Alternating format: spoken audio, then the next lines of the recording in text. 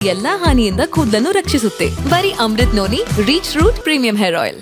Saudi ಅರೇಬಿಯಾದ prince Narendra Modi ಅವರನ್ನ ತನ್ನ ಹಿರಿಯಣ್ಣ ಅಂತ ಕರೀತಾನೆ. ನರೇಂದ್ರ ಮೋದಿ ಹಿಂಗ್ರಿ ಬೆಳಕೊಂಡ್ ಬಂದಿರೋದು. ಮಿತ್ರ, ಯುನೈಟೆಡ್ ಅರಬ್ ಎಮಿರೇಟ್ಸ್ ನಲ್ಲಿ ನರೇಂದ್ರ ಮೋದಿ ಹೋದಾಗ ವೆರಿ ಇಂಟ್ರೆಸ್ಟಿಂಗ್ ಥಿಂಗ್, ಬಹಳ ಜನರಿಗೆ ಇದು ಆಶ್ಚರ್ಯ ಅನ್ನಿಸಬಹುದು. ಯಾರಾದ್ರೂ ಕಾಂಗ್ರೆಸ್ಸಿನ ದಡ್ರು ಇಲ್ಲಿ ಕೂತಿದ್ರೆ ಇದಕ್ಕೆ ಪ್ರೂಫ್ ಕೇಳಬಹುದು. Economic times Narendra Modi United Arab Emirates ಗೆ ಹೋದಾಗ ರಿಪೋರ್ಟ್ ಮಾಡಿದೆ. ಯುನೈಟೆಡ್ ಅರಬ್ ಎಮಿರೇಟ್ಸ್ ನ ಶೇಖ್ಗಳು ನರೇಂದ್ರ ಮೋದಿ ತಮ್ಮ ದೇಶಕ್ಕೆ ಬಂದಾಗ ಏನ್ ಡಿಸೈಡ್ ಮಾಡಿದಾರೆ ಅಂತ ಗೊತ್ತಾ? ನಮ್ಮ ಒಳ್ಳೆಯ ಫ್ರೆಂಡ್, ಒಳ್ಳೆಯ ಮಿತ್ರ ನರೇಂದ್ರ ಮೋದಿ UAE ನಲ್ಲಿರೋವರೆಗೂ ನಾವ್ಯಾರು ನಾನ್ ವೆಜ್ ತಿನ್ನಬಾರದು ಅಂತ ವೆಜಿಟೇರಿಯನ್ ಆಗುವಂತ ಸಂಕಲ್ಪ ಮಾಡಿದ್ರಂತೆ. ಒಂದು ಮುಸ್ಲಿಂ ಕಂಟ್ರಿ ನರೇಂದ್ರ ಮೋದಿ ಅವರನ್ನ ಮುಸ್ಲಿಂ ವಿರೋಧಿ ಅಂತ ಹೇಳುವಂತ ಕಾಂಗ್ರೆಸ್ ತಾಕತ್ತಿದ್ರೆ ಹೇಳಬೇಕು. ನರೇಂದ್ರ ಮೋದಿ ಪಡ್ಕೊಂಡಿರುವಷ್ಟು ಮುಸ್ಲಿಂ ರಾಷ್ಟ್ರಗಳಿಂದ ಅವರವರ ದೇಶದ ಹೈಯೆಸ್ಟ್ ಸಿವಿಲಿಯನ್ ಅವಾರ್ಡ್ಗಳನ್ನ ಇನ್ಯಾರಾದ್ರೂ ಪ್ರಧಾನಮಂತ್ರಿಗಳು ಪಡ್ಕೊಂಡಿದ್ದಾರಾ ಅಂತ ಒಂದು ಲೆಕ್ಕ ಹೇಳಬೇಕು. ಆದ್ರೆ ನರೇಂದ್ರ ಮೋದಿಗೆ ಹೈಯೆಸ್ಟ್ ಸಿವಿಲಿಯನ್ ಅವಾರ್ಡ್ ಸಿಕ್ಕಿರೋದು ಅದು ಮುಸಲ್ಮಾನ್ ರಾಷ್ಟ್ರಗಳಿಂದ ಅನ್ನೋದನ್ನ ನಾವು ಒಪ್ಪಿಕೊಳ್ಬೇಕಾದಂತ ಅಗತ್ಯ ಇದೆ. ನೆನ್ಪಿಟ್ಕೊಳ್ಳಿ, Afghanistan is a hard core Muslim country. ಆದ್ರೆ ಅಫ್ಘಾನಿಸ್ತಾನ ಹೇಳುತ್ತೆ we support India and we don't support Pakistan ಅಂತ ಹೇಳುವ ಮಟ್ಟಿಗೆ ಆ ಮುಸಲ್ಮಾನ್ ರಾಷ್ಟ್ರಗಳು ಕೂಡ ನರೇಂದ್ರ ಮೋದಿ ಜೊತೆಗಿದೆಯಲ್ಲ. And do you say Narendra Modi don't understand foreign policy? ಮಿತ್ರ, ಈ ದೇಶದ ಫಾರಿನ್ ಪಾಲಿಸಿಗೆ ಹೊಸ ರೂಪ ಕೊಟ್ಟಿರೋದು ನರೇಂದ್ರ ಮೋದಿ. ರಷ್ಯಾ ಮತ್ತು ಉಕ್ರೇನ್ ಯುದ್ಧ ನಡೀತಿರ್ಬೇಕಾದ್ರೆ ರಷ್ಯಾಗೆ ಬೈದು ಯುದ್ಧ ಒಂದೇ ಪರಿಹಾರವಲ್ಲ ಕಣ್ರಪ್ಪ, ಯುದ್ಧ ಮಾಡೋದನ್ನು ನಿಲ್ಲಿಸಬೇಕು ಅಂತ ರಷ್ಯಾಗೆ ಬೈಯಬಲ್ಲಂತ ಸಾಮರ್ಥ್ಯ ಮತ್ತು ಉಕ್ರೇನ್ಗೆ ಯಾರ್ದೋ ಮಾತು ಕೇಳಿ ಯುದ್ಧಕ್ಕೆ ಬರಬೇಡ ಬಾಯಿ ಮುಚ್ಕೊಂಡಿರು ಅಂತ ಹೇಳುವಂತ ಸಾಮರ್ಥ್ಯ ಜಗತ್ನಲ್ಲಿ ಯಾವ್ದಾದ್ರೂ ಒಂದೇ ಒಂದು ರಾಷ್ಟ್ರಕ್ಕಿದ್ರೆ ಅದು ಭಾರತಕ್ಕೆ ಮಾತ್ರ. ರಷ್ಯಾನ ಬೈದ ನಂತರವೂ ಕೂಡ ರಷ್ಯಾದ ಆಯಿಲ್ ಅನ್ನ ಖರೀದಿ ಮಾಡಿ ಅದನ್ನು ರಿಫೈನ್ ಮಾಡಿ ಜಗತ್ತಿನ ಜನಕ್ಕೆ ಎಕ್ಸ್ಪೋರ್ಟ್ ಮಾಡುವ ಸಾಮರ್ಥ್ಯ ಇರುವುದು ನಮ್ಗೆ. ನಾನು ಇದನ್ನೆಲ್ಲ ಬಹಳ ಇಂಟ್ರೆಸ್ಟಿಂಗ್ ಸಂಗತಿಯಾಗಿ ನೋಡ್ತೀನಿ. ಯಾಕೆ ಅಂತಂದ್ರೆ ರಷ್ಯಾಕ್ಕೆ ಸ್ಯಾಂಕ್ಷನ್ ಹಾಕಿದ್ದ ಇಂಗ್ಲೆಂಡು, ರಷ್ಯಾಕ್ಕೆ ಸ್ಯಾಂಕ್ಷನ್ ಹಾಕಿದ ಅಮೆರಿಕ ಕೂಡ, ವಿಶೇಷವಾಗಿ ಇಂಗ್ಲೆಂಡ್ ಇವೆಲ್ಲ ಭಾರತ ರಷ್ಯಾದ ಆಯಿಲ್ ತಗೊಳ್ಳೋದನ್ನ ವಿರೋಧಿಸ್ತು. ಆದ್ರೆ ರಷ್ಯಾ ಭಾರತದ ಆಯಿಲ್ ಅನ್ನ ರಿಫೈನ್ ಮಾಡಿ ತಮಗೆ ಮಾರಾಟ ಮಾಡಿದಾಗ ಕೊಡಿ ಅಂತ ಕೇಳ್ತು. ಯಾಕೆ ಅಂದ್ರೆ ಅವರ ದೇಶದಲ್ಲಿ ಆಯಿಲ್ ಪ್ರೈಸ್ ಕಂಟೈನ್ ಮಾಡಲಿಕ್ಕೆ, ಕಂಟ್ರೋಲ್ ಮಾಡಲಿಕ್ಕೆ ಭಾರತದಿಂದ ರಿಫೈನ್ ಆಗಿರೋ ಆಯಿಲ್ ಬೇಕಾಗಿತ್ತು ಅವರಿಗೆ. ಜಗತ್ತಿನ ವೇದಿಕೆ ಮೇಲೆ ನಮ್ಮನ್ನು ಆಡ್ಕೊಂಡ್ರವರು, ರಷ್ಯಾದಿಂದ ಆಯಿಲ್ ತಗೊಳ್ತಿದ್ದೀರಲ್ಲ ನೀವು. ಹಂಗಂದ ತಕ್ಷಣ ಈ ದೇಶದ ವಿದೇಶಾಂಗ ಸಚಿವರು ಹೇಳಿದ್ರು, ನಾವು ಒಂದ್ ತಿಂಗಳಿಗೆ ತಗೋತೀವಲ್ಲ ಅದು ನೀವು ಒಂದ್ ಮಧ್ಯಾಹ್ನಕ್ಕೆ ತಗೊಳ್ತಾ ಇದ್ದೀರಿ, ನಾಚಿಕೆ ಆಗಬೇಕು ನಮಗ್ ಬುದ್ಧಿ ಹೇಳಲಿಕ್ಕೆ, ನಿಮ್ ಮುಖ ಕನ್ನಡಿಯಲ್ಲಿ ನೋಡ್ಕೊಳ್ಳಿ ಅಂತ ಒಂದ್ಸಲ ಇಂಗ್ಲೆಂಡ್ಗೆ ಹೇಳಿದ್ರಲ್ಲ. ಅದಾದ್ಮೇಲೆ ಇಂಗ್ಲೆಂಡ್ ಇವತ್ತಿನವರೆಗೂ ಭಾರತದ ಎದುರಿಗೆ ಬಾಲ ಬಿಚ್ಚುವ ಸ್ಥಿತಿಯಲ್ಲಿಲ್ವಲ್ಲ. ಇದು ಹೊಸ ಭಾರತ, ಇದು ನಮ್ಮ ಹೊಸ ಪಾಲಿಸಿ. ಚೈನಾದ ಶಿನ್ವಾ ನ್ಯೂಸ್ ಒಂದ್ಸಲ ರಿಪೋರ್ಟ್ ಮಾಡ್ತು. ಏನ್ ರಿಪೋರ್ಟ್ ಮಾಡ್ತು ಗೊತ್ತಾ? ಭಾರತ ಬದಲಾಗ್ಬಿಟ್ಟಿದೆ. ಈಗ ಭಾರತ ಹಳೆಯ ರೀತಿಯಲ್ಲಿಲ್ಲ. ತನಗೆ ಏನು ಒಳ್ಳೆಯದಾಗುತ್ತೋ ಅದನ್ನು ಜಗತ್ತಿನ ಯಾವ ಮೂಲೆಯಿಂದ ಬೇಕಿದ್ರೂ ಮಾಡಿಸಿಕೊಳ್ಳುವ ಹೊಸ ಪಾಲಿಸಿಯನ್ನ ಅನುಸರಿಸ್ತಾ ಇರೋದ್ರಿಂದ ನಾವು ಎಚ್ಚರಿಕೆಯಿಂದ ಭಾರತವನ್ನ ಗಮನಿಸಬೇಕು ಅಂತ. ಈಗ ನಮ್ದು ಅಲಿಪ್ತ ನೀತಿ ಅಲ್ಲ, ನಾವು ಯಾರೋ ಒಬ್ಬರ ಜೊತೆಗೆ ಯುದ್ಧ ಮಾಡದೇ ಇರುವಂತ ನೀತಿ ಏನಲ್ಲ.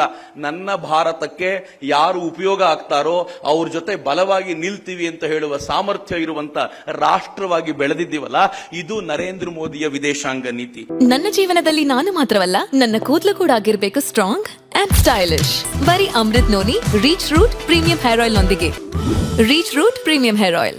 ಮಿತ್ರ, ನರೇಂದ್ರ ಮೋದಿ ಅವರಿಗೆ ರಕ್ಷಣಾ ನೀತಿ ಗೊತ್ತಿರಲಿಲ್ಲ ಅಂತ ಎಲ್ಲರೂ ಹೇಳ್ತಾ ಇದ್ರು. ನಾನು ನಿಮ್ಗೆ ಹೇಳಬಲ್ಲ, ಇವತ್ತು ಬಹಳ ಧೈರ್ಯವಾಗಿ ಕಾಂಗ್ರೆಸ್ ಗವರ್ಮೆಂಟ್ ಇದ್ದಾಗ ಎಲ್ಲಂದ್ರಲ್ಲಿ ಬಾಂಬ್ ಬ್ಲಾಸ್ಟ್ ಆಗ್ತಿತ್ತಲ್ಲ. ಮುಂಬೈನವರು ಬಂದು ಮುಂಬೈನಲ್ಲಿ ಬಾಂಬ್ ಬ್ಲಾಸ್ಟ್ ಮಾಡಲಿಕ್ಕೆ ಅಂತ ಪಾಕಿಸ್ತಾನದಿಂದ 4 ಜನ ಬಂದಾಗ ನನಗೆ ಬಹಳ ನೋವು ಅನ್ಸುತ್ತೆ, ಆಕ್ರೋಶವೂ ಕೂಡ. ಅದರಲ್ಲಿ 3 ಜನರನ್ನ ನಮ್ಮ ಸೈನಿಕರು ನ್ಯೂಟ್ರಲೈಸ್ ಮಾಡಿದ್ರು. ಅಷ್ಟೊತ್ತಿಗೆ 200-250 ಜನ ತೀರ್ಕೊಂಡಾಗಿತ್ತು ಮುಂಬೈನಲ್ಲಿ ಸಾರ್ವಜನಿಕರು. ಒಬ್ಬ ಮಾತ್ರ ಕೈಗೆ ನಾನು ಕಟ್ಟಿದಂತೆ ದಾರ ಕಟ್ಕೊಂಡು ತಿರುಗಾಡ್ತಿದ್ದ. ಅವನು ಯಾರು ಅಂತ ಗೊತ್ತಿರಲಿಲ್ಲ. ಆ ದಾರವನ್ನು ನೋಡಿ ಟಿವಿಗಳು ರೌಂಡ್ ಮಾರ್ಕ್ ಹಾಕಿ ಹೇಳ್ತಿದ್ವು, ಇವನು ಹಿಂದೂ ಟೆರರಿಸ್ಟು ಅಂತ. ಯಾಕೆಂದ್ರೆ ಅದಕ್ಕೂ ಕೆಲವು ತಿಂಗಳ ಮುಂಚೆ ಕಾಂಗ್ರೆಸ್ ಹೇಳ್ತು ಟೆರರಿಸ್ಟ್ ಅಂದ್ರೆ ಮುಸ್ಲಿಮ್ಸ್ ಮಾತ್ರ ಅಲ್ಲ, ಹಿಂದೂಗಳು ಇರ್ತಾರೆ ಅಂತ. ಅಕಸ್ಮಾತ್ ಏನಾದ್ರೂ ಅವತ್ತು ಅವನು ಸತ್ತೋಗಿದ್ದಿದ್ರೆ ಇವತ್ತು ಮೈಸೂರಿನಲ್ಲಿ ನಾನು ನೀವು ತಲೆ ಎತ್ಕೊಂಡು ಕೂತ್ಕೊಳ್ಳಿಕ್ಕೆ ಆಗ್ತಿರ್ಲಿಲ್ಲ ರೀ. ಇದೇ ಕಾಂಗ್ರೆಸ್ ಅವತ್ತು ಹಿಂದೂ ಟೆರರಿಸಂ ಅನ್ನುವಂತ ಬ್ರ್ಯಾಂಡ್ ಮಾಡಿ ಅದಕ್ಕೆ ತೀರ್ಕೊಂಡವನ್ ಮುಖ ಇಟ್ಟು ಇವನೇ ಹಿಂದೂ ಮೊದಲ ಟೆರರಿಸ್ಟ್ ಅಂತ ಹೇಳಿ ಸುತ್ತಾಡ್ಕೊಂಡು ಬಿಡ್ತಿದ್ರು. ಆದ್ರೆ ಒಬ್ಬ ಪೊಲೀಸ್ ತುಕಾರಾಮ್ ಓಂಬ್ಳೆ ಅವತ್ತು ಅವನನ್ನು ಗಟ್ಟಿಯಾಗಿ ತಬ್ಕೊಂಡ. ತುಕಾರಾಮ್ ಓಂಬ್ಳೆ ತೀರಿಕೊಂಡ. ಆದ್ರೆ ಆತ ಸಿಕ್ಕಿ ಬಿದ್ಮೇಲೆ ಗೊತ್ತಾಯ್ತು ಅವನು ಹಿಂದೂ ಅಲ್ಲ, ಅಜ್ಮಲ್ ಕಸಬ್ಬು. ಹಿಂದೂ ಅನ್ನುವಂಥದ್ದನ್ನು ತೋರಿಸಬೇಕು ಅಂತ ಕೈಗೆ ದಾರ ಕಟ್ಕೊಂಡು ಬಂದಿದ್ದ. ಒಟ್ಟಾರೆ ಇದನ್ನು ಹಿಂದೂ ಟೆರರಿಸಂ ಅಂತ ಪ್ರೂವ್ ಮಾಡಲಿಕ್ಕೆ ಪಾಕಿಸ್ತಾನ ಮಾಡಿದ ಕೆಲಸ ಇದು ಅಂತ ಗೊತ್ತಾದಾಗ ಇಡೀ ದೇಶ ಗಾಬರಿಯಾಗಿತ್ತು. ಆದ್ರೆ ಕಾಂಗ್ರೆಸ್ನ ರಿಯಾಕ್ಷನ್ ಏನಿತ್ತು ಗೊತ್ತಾ? 250 ಜನ ಭಾರತೀಯ ನಾಗರಿಕರನ್ನ ಕಳ್ಕೊಂಡಾಗ, I am sorry to say, ನಿಮ್ಗೆಲ್ರಿಗೂ ಇದು ಅರ್ಥ ಆಗ್ಬೋದು ನನ್ನ ದುಃಖ ಏನು ಅಂತ. ಅವತ್ತು ಮನಮೋಹನ್ ಸಿಂಗ್ ಹೇಳಿದ್ರು, 250 ಜನ ಸತ್ತಿದ್ದಕ್ಕೆ ಜಗತ್ತಿನ ಜನರ ಅನುಕಂಪ ನಮ್ಮ ಮೇಲಿದೆ. ನಾವೇನಾದ್ರೂ ಪಾಕಿಸ್ತಾನದ ಮೇಲೆ ಏರಿ ಹೋದ್ರೆ ಈ ಅನುಕಂಪ ಕಳ್ಕೊಂಡ್ಬಿಡ್ತೀವಿ. ಹಂಗಾಗಿ ನಾವು ಪಾಕಿಸ್ತಾನಕ್ಕೆ ಏನೂ ಮಾಡಬಾರದು, ಅನುಕಂಪವನ್ನು ಉಳಿಸ್ಕೊಳ್ಬೇಕು ಅಂತ ಹೇಳುವಂತ ದೀನ ದರಿದ್ರ ಕೃಪಣ ಹೀನ ಸ್ಥಿತಿಯಲ್ಲಿತ್ತಲ್ರಿ ಭಾರತ. ಇದು ಒಂದು ಬದುಕ ನಮ್ದು. 250 ಜನರನ್ನ ಕೊಂದು ಹೋದ್ರೆ ಪಾಕಿಸ್ತಾನದ ಕಪಾಳಕ್ಕೆ ಹೊಡೆಯುವ ಕೆಪಾಸಿಟಿ ಇರಲಿಲ್ಲ. ರಕ್ಷಣಾ ನೀತಿ ಬಗ್ಗೆ ಮಾತಾಡ್ತೀರಿ. ನರೇಂದ್ರ ಮೋದಿ ಬಂದ್ರು, ಉರಿಯಲ್ಲಿ ಪಾಕಿಸ್ತಾನಿಯರು ಬಂದು ಸ್ವಲ್ಪ ಉರುಕೊಂಡು ಭಾರತದ 18 ಸೈನಿಕರನ್ನ ನೀವು ಕೊಂದ್ರಿ. ನರೇಂದ್ರ ಮೋದಿ ಕರಾರ ಜವಾಬ್ ಮಿಲೇಗ ಅಂದ್ರು ಅಷ್ಟೇ.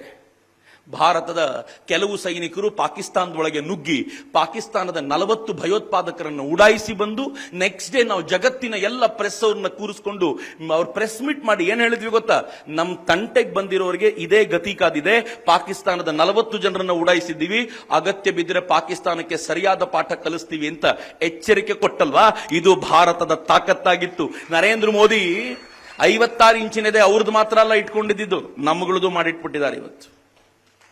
ಆವತ್ತು ಆ ಪಾಕಿಸ್ತಾನದ ಒಳಗೆ ನುಗ್ಗಿ ಹೊಡೆದ್ರಲ್ಲ ಮಿತ್ರರೆ, ಬಹಳ ಹೆಮ್ಮೆಯಿಂದ ಕೇಳಿಸ್ಕೊಳ್ಳಿ, ಪಾಕಿಸ್ತಾನ ಅದಾದ್ಮೇಲೆ ಭಾರತದ ವಿರುದ್ಧ ತಂಟೆ ಮಾಡಲಿಲ್ಲ. ಅದಾದ್ಮೇಲೆ ಕಾಲಕ್ರಮದಲ್ಲಿ ಭಾರತದ ಇಂಟೆಲಿಜೆನ್ಸ್ ಎಷ್ಟು ಚುರುಕಾಗೋಯ್ತು ಅಂತಂದ್ರೆ, ಕಾಂಗ್ರೆಸ್ನ ಕಾಲಕ್ಕೆ ಎಲ್ಲೆಲ್ಲಿ ಬಾಂಬ್ ಬ್ಲಾಸ್ಟ್ ನಡೀತಿತ್ತು ಅದೆಲ್ಲ ನಿಂತೋಯ್ತು ಮಿತ್ರರೇ. ಇವತ್ತು ದೆಹಲಿಯಲ್ಲಿ ಬಾಂಬ್ ಬ್ಲಾಸ್ಟ್ ಇಲ್ಲ, ಮುಂಬೈಲಿ ಬಾಂಬ್ ಬ್ಲಾಸ್ಟ್ ಇಲ್ಲ, ಮಂಗಳೂರಲ್ಲಿ ಬಾಂಬ್ ಬ್ಲಾಸ್ಟ್ ಇಲ್ಲ, ಇವತ್ತು ಮೈಸೂರಲ್ಲಿ ಬಾಂಬ್ ಬ್ಲಾಸ್ಟ್ ಇಲ್ಲ, ಕೊಯಮತ್ತೂರಲ್ಲಿ ಬಾಂಬ್ ಬ್ಲಾಸ್ಟ್ ಇಲ್ಲ, ಹೈದರಾಬಾದ್ ಅಲ್ಲಿ ಬಾಂಬ್ ಬ್ಲಾಸ್ಟ್ ಇಲ್ಲ, ಇವತ್ತು ತಮಿಳುನಾಡಿನಲ್ಲಿ ಬಾಂಬ್ ಬ್ಲಾಸ್ಟ್ ಇಲ್ಲ, ಕರ್ನಾಟಕದಲ್ಲಿ ಬಾಂಬ್ ಬ್ಲಾಸ್ಟ್ ಇಲ್ಲ, ಗುಜರಾತ್ನಲ್ಲಿ ಬಾಂಬ್ ಬ್ಲಾಸ್ಟ್ ಇಲ್ಲ. ಒಂದೇ ಒಂದು ಬಾಂಬ್ ಬ್ಲಾಸ್ಟ್ ರಾಮೇಶ್ವರಂ ಕೆಫೆ ಎಲ್ಲ ಆಯ್ತು ಸಿದ್ದರಾಮಯ್ಯನವರು ಬಂದ ಮೇಲೆ. ನಾನು ಸಿದ್ದರಾಮಯ್ಯನವರು ಅಂತ ಯಾಕೆ ಹೇಳ್ತೀನಿ? ಸುಮ್ಮನೆ ಅಲ್ಲ, ಸಿದ್ದರಾಮಯ್ಯನವರು ಬಂದ ಮೇಲೆ ಬಾಂಬ್ ಬ್ಲಾಸ್ಟ್ ಆಗಿದೆ ಅಂತ ಯಾಕೆ ಧೈರ್ಯವಾಗಿ ಹೇಳಬಲ್ಲೆ ಅಂತಂದ್ರೆ, ಬಾಂಬ್ ಬ್ಲಾಸ್ಟ್ ಮಾಡಿದವನಿಗೆ ಕವರಿಂಗ್ ಫೈರ್ ಸಿದ್ದರಾಮಯ್ಯನವರು ಕೊಡ್ತಾರೆ ಅಂತ ವಿಶ್ವಾಸ ಇದೆ ಅವನಿಗೆ. ನನ್ನನ್ನು ಉಳಿಸ್ತಾರೆ ಅವರು ಅಂತ ವಿಶ್ವಾಸ ಇದೆ. ಕಾಂಗ್ರೆಸ್ ಗವರ್ಮೆಂಟ್ ಇಲ್ಲಿ ಗೆದ್ದಾಗ ಮರಿಬೇಡಿ ಯಾವುದನ್ನು, ನಂಗೆ ಗೊತ್ತಿದೆ, ನಮಗೆ ಮರೆಯೋದೊಂದು ರೂಢಿ ಇದೆ. ಇಲ್ಲಿ ಅಸೆಂಬ್ಲಿ ಎಲೆಕ್ಷನ್ ಅಲ್ಲಿ ಕಾಂಗ್ರೆಸ್ ಗೆದ್ದಾಗ ಭಟ್ಕಳದಲ್ಲಿ ಪಾಕಿಸ್ತಾನ್ ಜಿಂದಾಬಾದ್ ಘೋಷಣೆ ಕೂಗಿದ್ರು. ಹಂಗಲ್ಲ ಘೋಷಣೆ ಕೂಗಿದ್ದು ಅಂತ ಕಾಂಗ್ರೆಸ್ ಹೇಳಿತು. ಅದೇ ಗವರ್ಮೆಂಟ್ ಬಂದಿದ್ದಿನ ಬೆಳಗಾವಿಯಲ್ಲಿ ಪಾಕಿಸ್ತಾನ್ ಜಿಂದಾಬಾದ್ ಅಂತ ಹೇಳಿದ್ರು, ಹಂಗಲ್ಲ ಕೂಗಿದ್ದು ಅಂತ ನಮ್ಮ ವಿರುದ್ಧ ಮಾತನಾಡಿದ್ರು. ಸುಮ್ಮನಾದ್ವಿ ನಾವು. ವಿಧಾನಸೌಧದೊಳಗೆ ಪಾಕಿಸ್ತಾನ್ ಜಿಂದಾಬಾದ್ ಅನ್ನುವ ಘೋಷಣೆ ಕೂಗಿದಾಗ ಇದೇ ಕಾಂಗ್ರೆಸ್ಸಿನ ನಾಯಕರು ಏನ್ ಹೇಳಿದ್ರು? ಅವ್ರು ಕೂಗಿದ್ದು ಪಾಕಿಸ್ತಾನ್ ಜಿಂದಾಬಾದ್ ಅಲ್ಲ ಅಂತ. FSL ರಿಪೋರ್ಟ್ ಬಂತು, ಅದು ಪಾಕಿಸ್ತಾನ್ ಜಿಂದಾಬಾದೇ ಅಂತ. ಏನ್ ಮಾಡಿದ್ರು ಅವ್ರಿಗೆ? ಪಾಕಿಸ್ತಾನ್ ಜಿಂದಾಬಾದ್ ಕೂಗಿದವರಿಗೆ ಕವರಿಂಗ್ ಫೈರ್ ಕೊಟ್ಟು ಉಳಿಸುವ ಪ್ರಯತ್ನ ಅಲ್ವೇನು? ಮಿತ್ರರೇ, ನೆನಪು ಮಾಡ್ಕೊಳ್ಳಿ, DJ ಹಳ್ಳಿ KJ ಹಳ್ಳಿಯಲ್ಲಿ ಕಾಂಗ್ರೆಸ್ಸಿನ MLA ಮನೆಗೆ ಬೆಂಕಿ ಹಚ್ಚಿದಾಗ ಬೆಂಕಿ ಹಚ್ಚಿದವರು ನಮ್ಮ ಬ್ರದರ್ಸ್ಗಳು ಅಂತ ಹೇಳಿದ್ರಲ್ಲ, ಬೆಂಕಿ ಹಚ್ಚಿದವ್ರನ್ನ ಜೈಲಿಗೆ ಕಳಿಸಬೇಕು ಅನ್ಲಿಲ್ಲ. ಅನುಕ್ಷಣದ ಸುದ್ದಿಗಳಿಗಾಗಿ ವಿಸ್ತಾರ ನ್ಯೂಸ್ ಯೂಟ್ಯೂಬ್ ಚಾನೆಲ್ ಸಬ್ಸ್ಕ್ರೈಬ್ ಮಾಡಿ. ಹೊಸ ಸುದ್ದಿಗಳ ನೋಟಿಫಿಕೇಶನ್ಗಾಗಿ ಬೆಲ್ ಐಕಾನ್ ಕ್ಲಿಕ್ ಮಾಡಿ. ಲೇಟೆಸ್ಟ್ ಅಪ್ಡೇಟ್ಸ್ಗಾಗಿ www.vistaranews.com ವೆಬ್ಸೈಟ್ಗೆ ವಿಸಿಟ್ ಮಾಡಿ. ಅಂಗೈಯಲ್ಲೇ ಜಗತ್ತಿನ ಸುದ್ದಿ ತಿಳಿಯಲು ವಿಸ್ತಾರ ನ್ಯೂಸ್ ಕನ್ನಡ ಆಪ್ ಡೌನ್ಲೋಡ್ ಮಾಡಿ.